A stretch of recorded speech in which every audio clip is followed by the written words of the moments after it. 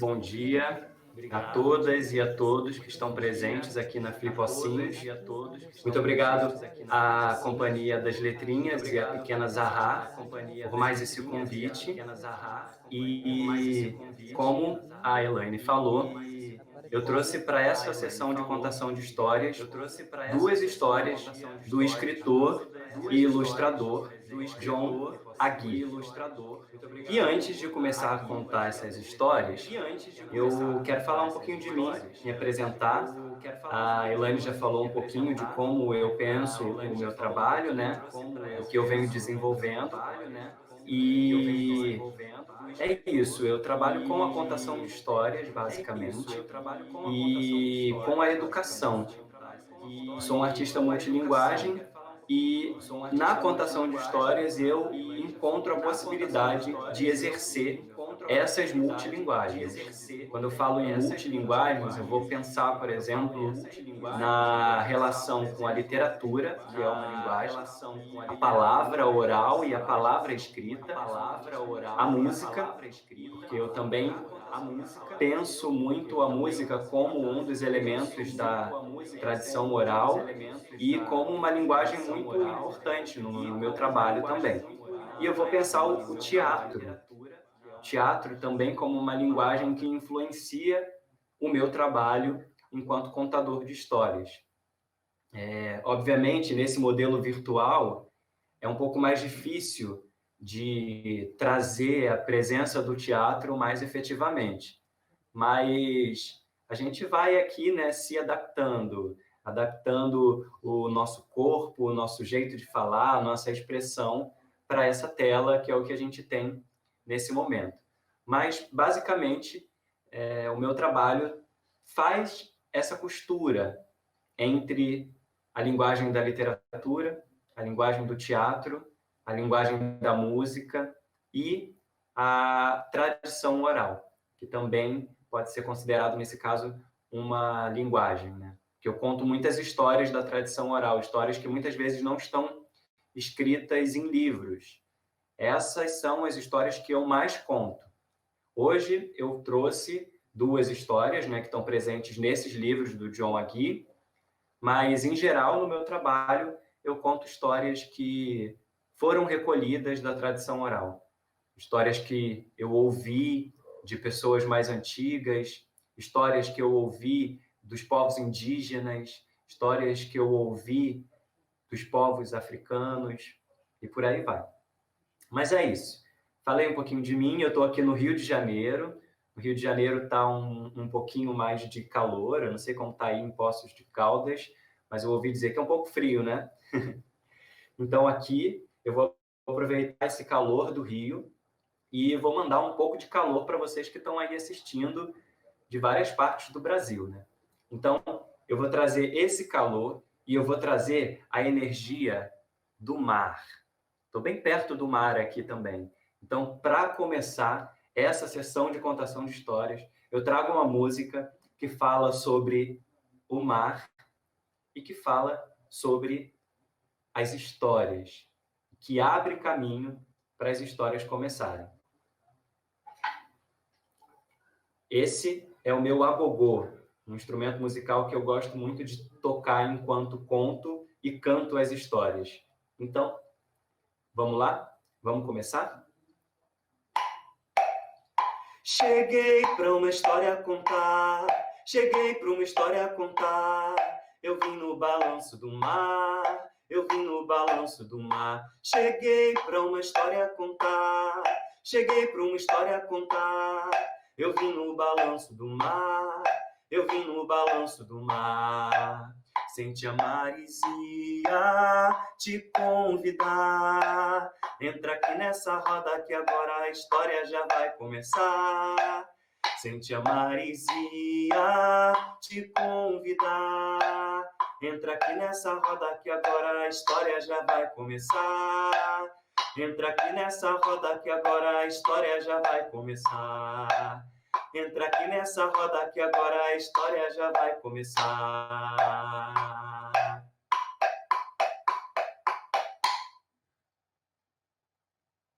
E a primeira história de hoje vem desse livro aqui. O muro no meio do livro. Imagina só, um muro no meio do livro. Será que tem um muro dentro desse livro, no meio desse livro? Vamos ver o que essa história mostra para a gente? Que muro é esse? O que significa um muro para você? Muro tem vários significados, né? Vamos ver qual é o significado apresentado aqui por esse livro? Então, a história começou.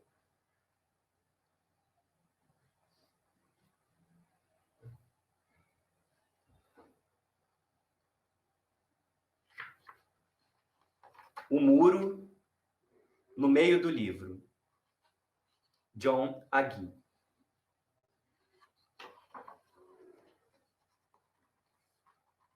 Tem um muro no meio do livro.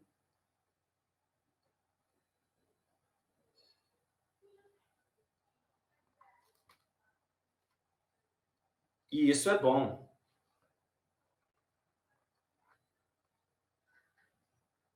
As imagens também contam histórias, né? Então, enquanto eu vou contando essa história, percebam o que acontece nessas imagens. Um cavaleiro, alguns animais, o muro no meio do livro, uma escada de madeira e uma escadinha de bichos. Tem um muro no meio do livro e isso é bom.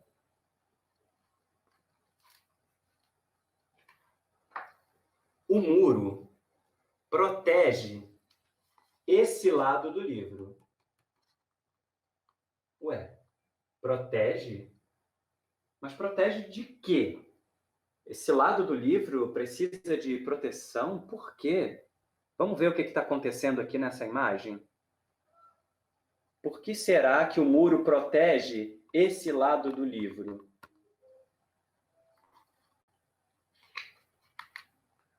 O muro protege esse lado do livro, esse aqui, do outro lado do livro, esse aqui. Olha lá, o cavaleiro subindo a escada, os animais também subindo em uma espécie de escada, e uma água subindo aqui, ó. Vejam só. Tem um pouco de água e um pato que apareceu.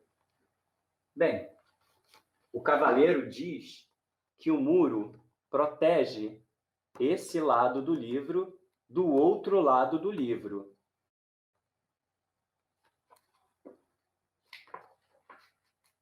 Este lado do livro, esse aqui, é seguro. Opa! Esse lado é seguro. Mas olhem só o que acontece aqui na imagem. A água parece que está subindo. O pato está nadando. E lá do outro lado do livro, os animais... Olha o que acontece com os animais. Eles caíram da escadinha que eles estavam fazendo. Ah, tem aqui também, ó, um ratinho. Vocês estão vendo lá embaixo? Um ratinho que está olhando toda essa cena.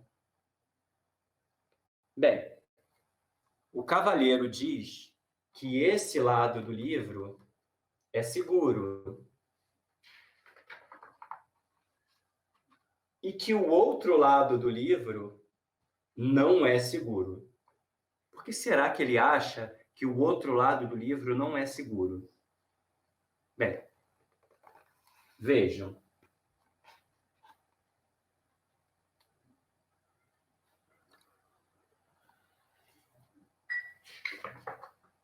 Agora, a coisa mais perigosa do outro lado do livro é o ogro. Apareceu um ogro aqui do outro lado do livro, os animais fugiram, apareceu o ogro e o ratinho. O ratinho continua lá embaixo, ó, vocês estão vendo o ratinho? Tem um ratinho ali observando tudo isso. Agora, a coisa mais perigosa do outro lado do livro é o ogro. Se o ogro me pega, ele me come, disse o cavaleiro. Se o ogro me pega, ele me come. Mas olha o que está acontecendo aqui. Desse lado do livro, que ele disse que era tão seguro. Por isso, eu fico muito feliz que tenha um muro no meio do livro e que eu estou do lado de cá. Mas olha o que aconteceu. Esse bicho aqui... Será que esse bicho comeu aquele patinho que estava nadando? E o ogro olhando para o ratinho, conversando com ele. Mas espera aí, o cavaleiro não disse que esse lado do livro era seguro? Será que ele não está vendo que essa água está subindo? Bem, espera aí. O que está acontecendo? O cavaleiro ouve um barulho. O que será que está acontecendo? Olha, tem uns bichos surgindo aqui embaixo. É um cardume de peixes. Será que esses peixes são perigosos? O que está acontecendo? O ogro também ouve esse barulho. Opa! Isso não era para acontecer nesse lado do muro. Isso não era para acontecer nesse lado do muro. Olha o que aconteceu.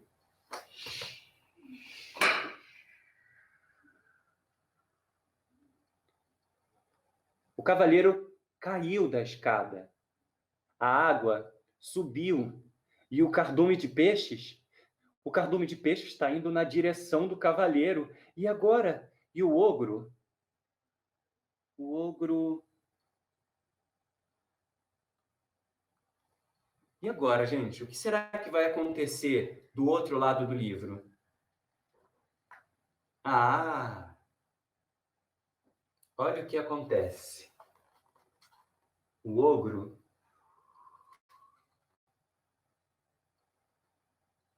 pega nas mãos o cavaleiro, que estava quase se afogando. Uau! Muito obrigado, você salvou a minha vida. Muito obrigado, disse o cavaleiro para o ogro.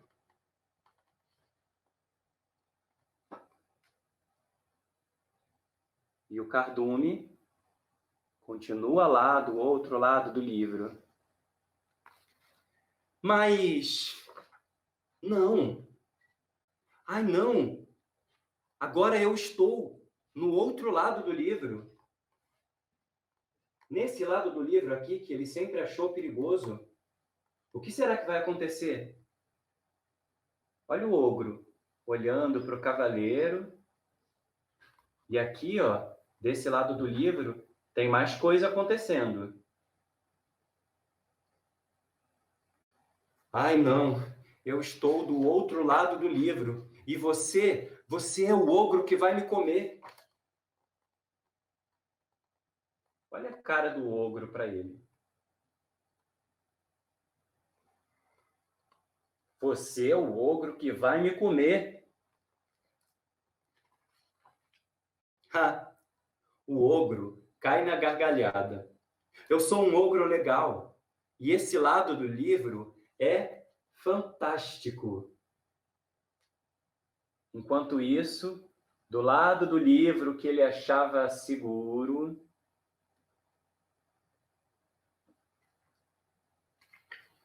vem, disse o ogro. Eu vou te mostrar o outro lado do livro. Vem comigo. Vem. Será que o cavaleiro vai, gente? Olha a cara dele, de dúvida.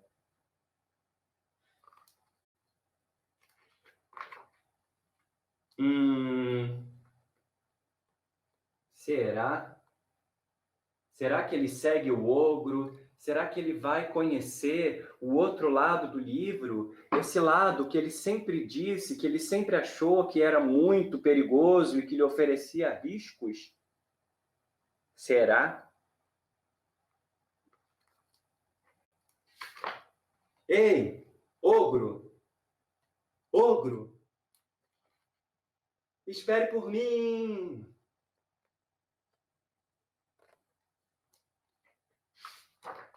E lá se foi. Lá se foi o cavaleiro conhecer outras coisas, conhecer o outro lado do livro que antes ele julgava pelo que ouvia, ele julgava pelas aparências, ele julgava sem nem mesmo conhecer.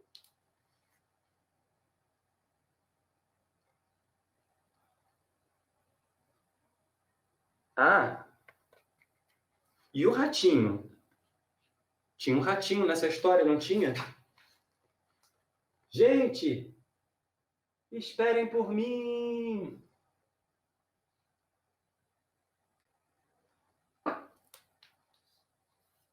E esse foi o muro no meio do livro. Um livro que traz para a gente muitas reflexões, né? Tem muitas imagens bonitas nesse livro e que nos fazem pensar sobre o significado dos muros. Como eu falei lá no começo, muro tem muitos significados, né? O que ele significa para você? Vamos falar um pouquinho sobre muros? Muros, eles podem proteger, mas eles também podem separar. Eles causam divisões entre um lado e outro. E assim como na história desse cavaleiro, ele talvez não tivesse informações suficientes sobre o outro lado do livro. E por isso, ele julgava o outro lado do livro a partir do que ele sabia, do que ele conhecia, do que ele ouvia falar, do que ele via. Mas será que conhecer dessa maneira é conhecer de verdade? Ou é conhecer de uma maneira precipitada e, por vezes, até preconceituosa? Será que todo ogro é mau? Será que os animais são selvagens e querem nos devorar? Ou será que nós é que ocupamos de maneira indevida um lugar que já era dos animais e por isso eles se protegem? Toda história tem dois lados, né? E a gente precisa muitas vezes escolher qual lado da história a gente quer estar. E os muros, eles podem servir para nos proteger, mas eles podem servir também para nos separar. Que não haja separações, que a gente consiga construir mais pontes do que muros. Seria tão bonito, né? Um mundo sem muros, um mundo em que a gente não precisasse pensar sobre essa divisão, sobre essa proteção. Seria tão lindo se a gente sentisse protegido sem os muros, né? Eu sonho. Eu ainda sonho com esse mundo e eu ainda acredito nesse mundo. E é por isso que eu conto histórias como essas. Histórias que não produzem muros, histórias que produzem pontes. Vamos lá? Vamos construir pontes também? Agora vem o segundo livro do John Agee que eu trouxe para essa sessão de contação de histórias. Esse segundo livro é um lançamento. Ele ainda não foi lançado nas livrarias, nas bibliotecas. Ele está chegando. Ele não veio para mim ainda fisicamente porque ele está chegando lá de Marte. Ele veio de Marte, esse livro. Não veio daqui do planeta Terra, não. Por isso Oi, que... Anderson. Oi. Tudo bem? Só vou pedir para Tudo você a bem. gentileza de quando você for apresentar o seu segundo livro, você vai precisar compartilhá-lo novamente, tá bom? Tá bom. Tá, obrigada, fica à vontade. Obrigado. Então é isso. Eu vou compartilhar esse livro na tela agora com vocês.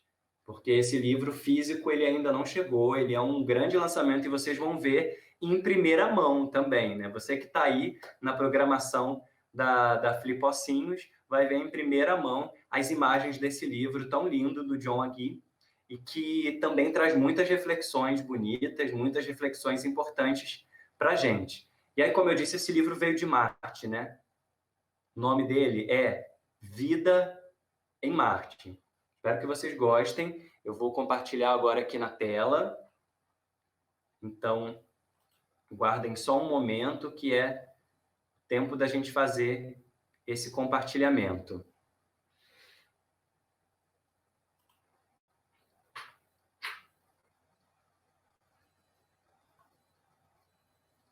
Eu vou só pedir a ajuda da Elaine aqui para ela me dizer se está compartilhando. Ainda não, Anderson. Ainda não consigo ver a tela do seu livro. Tá bom. Deixa eu tentar aqui mais uma vez. Tá bom. Fica tranquilo.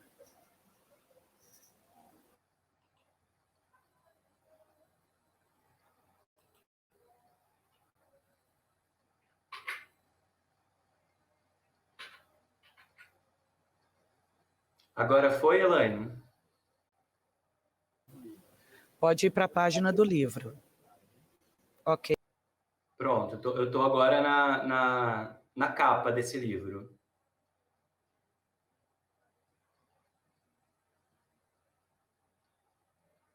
Anderson, Você ok. avisa para mim aqui, por favor, se já compartilhou. Já está compartilhado, pode dar sequência. Já está?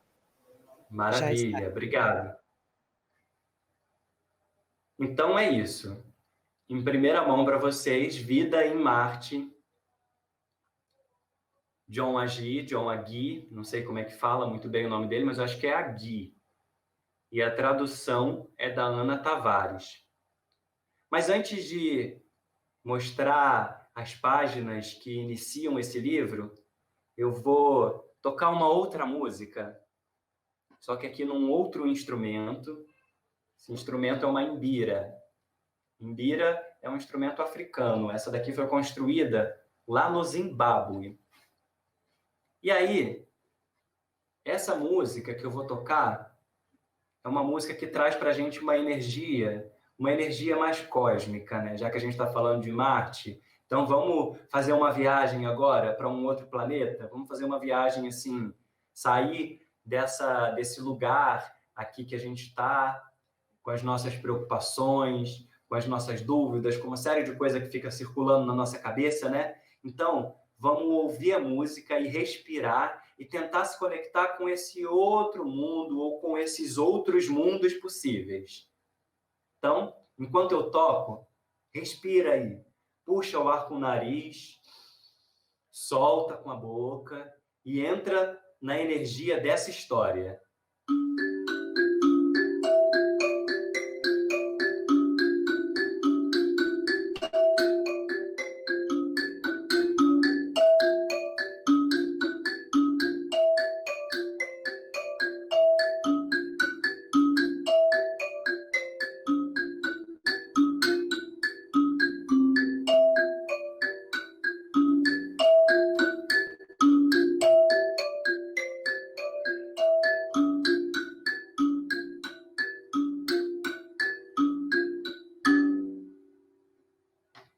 Vida em Marte.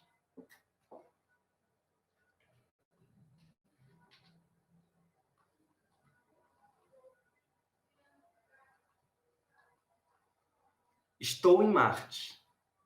Foi uma longa jornada da Terra até aqui. Minha missão é encontrar vida.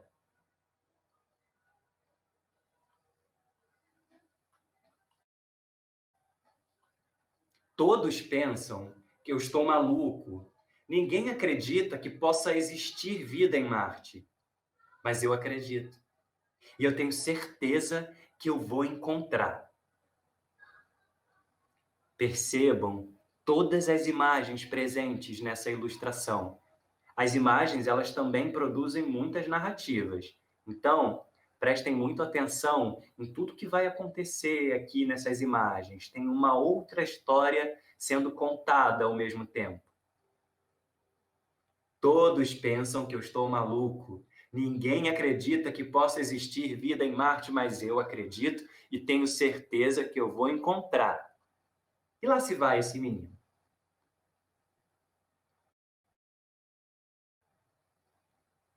Opa, alguma coisa diferente aqui. Bem, até agora, Marte parece muito sombrio, mais sombrio do que eu imaginava.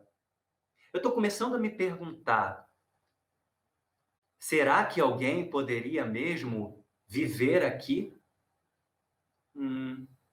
Será? Será que alguém poderia mesmo viver aqui?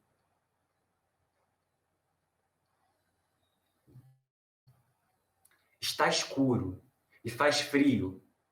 Eu trouxe um presente, cupcakes de chocolate. Acho que não vou encontrar ninguém para comê-los.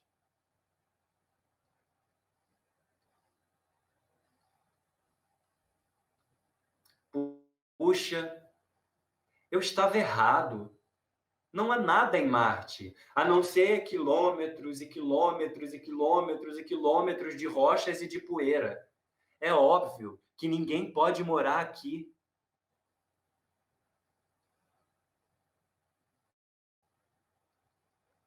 Que desastre!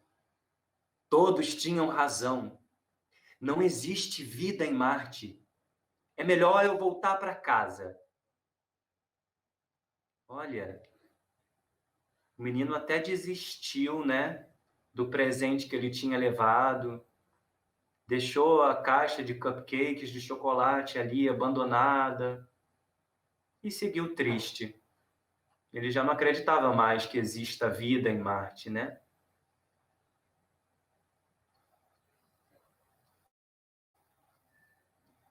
Hã? Onde está a minha nave? Eu vou procurar a minha nave. E lá seguiu aquele menino em busca da nave. Ele já tinha caminhado tanto, né? A nave estava um pouco distante. Para onde será que ele vai? Ai, eu não acredito. Estou perdido. Perdido em Marte, onde não tem ninguém. Perdido em Marte, onde não tem ninguém. Ninguém mesmo? Ei, psh, ô menino. Menino, olha para trás, menino. Você não está vendo, não. É, eu tô falando com você. Olha para trás, menino. Ah, eu acho que ele não vai olhar, gente. Ele está muito concentrado em outra coisa. Ah, espera aí. O que que é aquilo? Disse o menino. Opa, o que que é aquilo? O que que é aquilo? Não é possível. Olha só, está em Marte e está viva. Uma flor amarela. Eu gosto tanto de flores amarelas, eu acho tão bonitas. Olha, o menino realmente encontrou uma vida em Marte, uma flor. Que descoberta incrível! Eu mal posso esperar para voltar à Terra e mostrar a todos o que eu encontrei.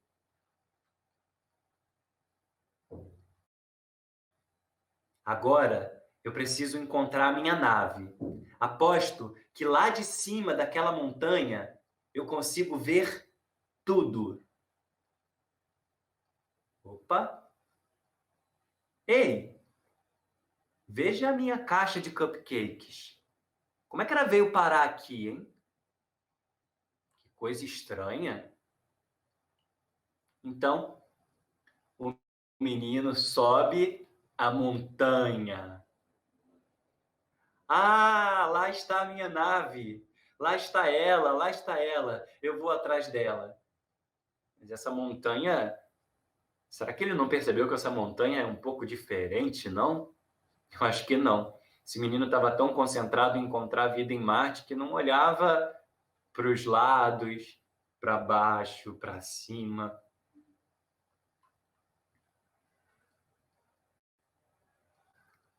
Que aventura fantástica!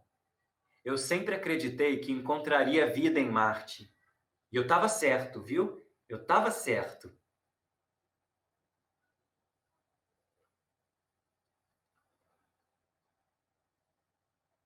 eu acho que eu mereço uma recompensa. E lá dentro da nave, já, o menino abre a sua caixinha, esperando aqueles cupcakes deliciosos que ele tinha levado, que estavam muito gostosos. Ele mesmo estava a fim de comer agora, ele estava muito feliz com essa descoberta. Ai, ai. E ele abriu, merecendo aquela recompensa, o cupcake tão esperado, mas. Opa! A caixa tá vazia? Quem será que comeu esses cupcakes? Hein? Fim. E esse é o livro A Vida em Marte. Tem aqui uma descrição do John Agee, é um autor e ilustrador americano, muito querido e popular em seu país. Dedicado aos livros infantis, já publicou mais de 2 dezenas deles. E seu trabalho é reconhecido e admirado em várias partes do mundo. Pela Pequena Zahar, ele publicou também o grande sucesso O Muro no Meio do Livro, que eu acabei de apresentar para vocês. O Muro do Meio do Livro é do ano passado, né, 2019, e esse ano o lançamento Vida em Marte. Então, gente, esse livro da Vida em Marte me fez pensar sobre um monte de coisa. Não sei o que ele fez vocês pensarem, né? É muito legal na literatura é que não existe uma única forma de interpretar esse livro, as imagens desse livro, as palavras que esse livro traz para a gente. Existem muitas maneiras de interpretação. Nenhuma está mais certa do que a outra, né? São apenas pontos de vista. Mas eu fiquei refletindo e pensando aqui comigo mesmo. Muitas vezes a gente está tão focado em um objetivo, como é o caso desse menino, né? Ele queria muito encontrar a vida em Marte. E às vezes, o que acontece? Esse foco que a gente tem, esse foco exagerado em determinadas coisas, acaba produzindo na gente muros. Lembrando agora do livro anterior, né? Sim, produz muros. Porque quando a gente fica muito centrado, olha o que acontece, né? Aqui, ó, 2 muros aqui do lado dos meus olhos. Eu tô tão querendo aquela coisa, focando naquela coisa, e eu preciso disso, e eu preciso encontrar isso, e eu preciso encontrar aquilo, e ninguém me tira desse meu objetivo, e pá, e pá, pá, pá, pá, pá, pá, pá, pá, pá, pá, pá, e aí eu não olho para os lados, eu tô olhando só para cá, ó. Eu vou encontrar a vida em Marte, eu vou encontrar a vida em Marte, eu vou encontrar a vida em Marte. Só que Marte não tá só aqui. Marte tá aqui, Marte tá aqui, e a gente precisa olhar para Marte na sua totalidade. Porque senão a gente vive experiências como as experiências desse menino, né? Esse menino que foi para lá buscando vida em outro planeta, mas que acabou não encontrando aquilo que ele desejava. Ele encontrou uma flor, no final das contas, ele percebeu que lá existia vida, mas se ele tivesse realmente atento e vivendo a experiência daquele momento, naquele lugar, sem sombra de dúvida, ele teria encontrado muito mais que uma flor, embora as flores sejam muito bonitas também, né? Então, a literatura, ela traz para a gente uma série de reflexões, uma série de questões que são questões do nosso tempo, são questões do nosso dia a dia. E é muito bom perceber essas questões sendo abordadas nos livros infantis. O John Agee, ele é um escritor que ele respeita muito a subjetividade da criança. A criança, ela é dotada de subjetividade e ela já pensa o mundo que ela vive, e ela já pensa criticamente o mundo que ela vive. Então, muitas vezes, a gente oferece para as nossas crianças nós como educadores, ou como pais e mães e famílias, muitas vezes a gente acaba oferecendo para as crianças apenas uma literatura que é um pouco mais rasa, que não se aprofunda em determinados conceitos. Essa literatura que é mais rasa e que não se aprofunda em determinados conceitos, ela também é importante para o desenvolvimento da criança, para o desenvolvimento do ser. Não é o tempo inteiro que a gente precisa ficar lendo coisas densas e que estão trazendo conceitos profundos e reflexões sobre a vida. Não é sobre isso. Às vezes a gente precisa ler ou assistir alguma coisa que é só para a gente se divertir, só para a gente rir, para não precisar pensar sobre coisas. Isso também é bom. Mas não pode ser só isso, né? Assim como a gente não pode só oferecer livros que tenham uma densidade, a gente também não pode oferecer só livros que tenha ali um trabalho mais superficial, né? O bacana é a gente tentar encontrar equilíbrios. E nesse sentido, eu acho que o John Agee, ele contribui muito para que a gente forme um leitor de literatura infanto-juvenil, um leitor que seja crítico, que critique o seu tempo, que critique o seu espaço. E é muito interessante, eu trabalho com crianças também, né? Sempre no meu trabalho de contador de histórias, e eu também dou aula de literaturas numa escola aqui no Rio de Janeiro. Sou professor de literatura infanto-juvenil para as turmas do ensino fundamental 1. Então, são crianças muito pequenas. E eu já apresentei para eles esse livro, né? O Muro no Meio do Livro. E foi muito interessante a gente discutir com as crianças esses conceitos, né? Esses conceitos de muro, o que que nos separa, o que que nos une. E essa discussão ela foi muito rica, porque as crianças elas captam, às vezes elas captam detalhes que a gente muitas vezes com esse nosso olhar, né, o nosso olhar que está assim, às vezes o nosso olhar de adulto às vezes é assim, né?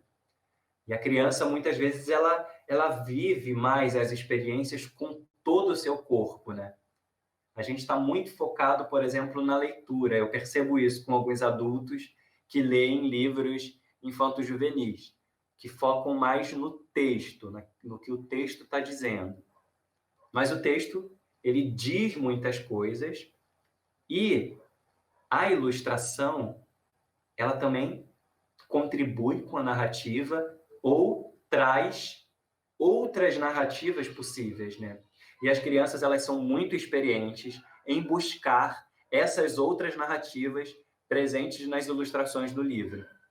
Por exemplo, o ratinho que aparece aqui, né, no muro do meio do livro, esse rato, ele virou uma peça de curiosidade entre as crianças, né? Ele aparece logo na terceira página do livro, aqui, né, embaixo dos animais. E depois que ele aparece, ele está sempre aqui presente nas ilustrações. Então, parece que a narrativa principal é a narrativa desse cavaleiro, de um lado do livro, e a outra narrativa é a narrativa desses animais, ou a narrativa desse ogro que aparece. Só que esse ratinho, por ser um personagem fixo também, que parece que nem contribui tanto, ele só está ali como uma imagem, mas será que ele só está ali como uma imagem mesmo? O que será que esse rato ele pode representar? Olha só quantas riquezas a gente pode perceber em algo que é tão pequenininho ali, é tão imperceptível na ilustração de um livro. Mas se ele está ali, ele também está contando para a gente uma história. E aí, quando eu apresentei esse livro para as minhas crianças lá na escola, algumas delas ficaram muito preocupadas e muito focadas na narrativa do rato. Tanto que a última página, o rato não está aqui, né? Deixa eu mostrar para vocês de novo essa última página. Quer dizer, a penúltima, né? Na penúltima página, eu finalizava o livro assim, né? Então, fim. E aí eu fechei o livro. Fim. Quando eu fechei o livro, algumas crianças foram logo perguntando: mas professor, e o rato? Olha só, será que nós adultos nos preocuparíamos com essa narrativa? Ou será que para a gente, acabando aqui, já estava bom demais? Ah, tudo bem, linda história, que ótimo, eles viveram felizes para sempre, o cavalheiro, ele conheceu o outro lado do livro e tá ótimo, que bom, que bom, que bom. Mas tá faltando um elemento aqui, né? Um elemento que muitos não perceberam. E aí, quando elas me perguntaram, cadê o rato? Tem ainda essa, agora sim, última página. O rato foi correndo atrás de todos os outros animais, né? E aí, uma das atividades que eu propus, por exemplo, para as crianças, já que elas trouxeram, né, essa presença do rato, já que o rato virou um importante personagem para elas, eu fiz uma atividade de desdobramento, que seria contar essa mesma história do muro no meio do livro, só que agora pela perspectiva do rato, trazendo o rato como um personagem principal. Então, a gente tem muitas possibilidades de atuação, a gente tem muitas possibilidades de reflexão e a gente tem muitas possibilidades de criar outras possíveis histórias a partir da história de um livro, né?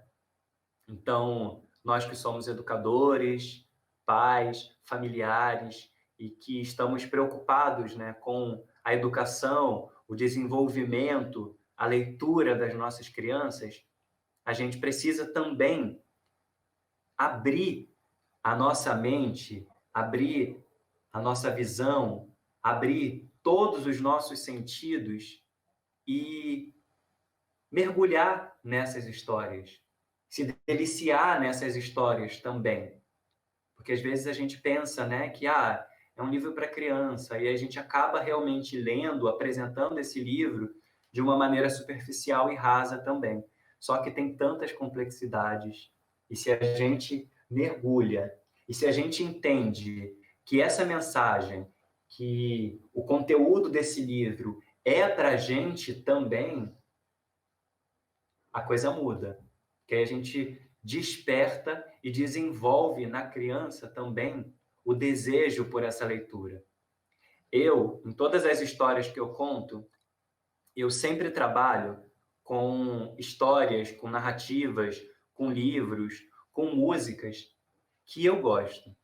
Eu preciso gostar, precisa me tocar, porque se me tocar, se fizer sentido para mim, vai fazer sentido para a criança também, para quem eu estou apresentando. Se a criança olhar e ver a maneira como eu me relaciono com esse objeto livro, a maneira como eu seguro esse objeto, a maneira como eu me encanto com as palavras e com as imagens, se as crianças perceberem que o meu olho brilha quando eu conto, quando eu falo sobre essa história, se as crianças perceberem que eu aprendo, que eu penso sobre isso, que eu reflito, que eu me critico, que eu critico o que está à minha volta ao ler essas histórias,